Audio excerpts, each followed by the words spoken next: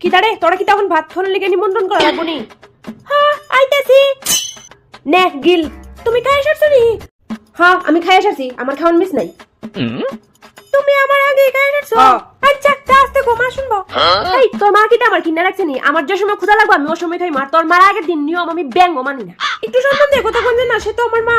থাক বাবু, যথেষ্ট সম্মান পাইছি তোর বউয়ের থেকে, আমার আর সম্মান লাগতো না। তুই থাক, এই ভাই তোর বউরে লিয়ে আমি এই বাড়িতে আর থাকতাম না।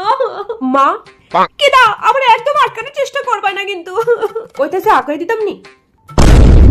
ধন্যবাদ বাবু, এই দিনটা দেবানি লেগা। হ্যাঁ সাহস আছে নি আমার কিছু কইতো? না বৌমা, তোমার কোনো দোষ নেই, সব দোষ আমার যে আমি বেটি মুখে বেটারা জন্ম দিয়েছি।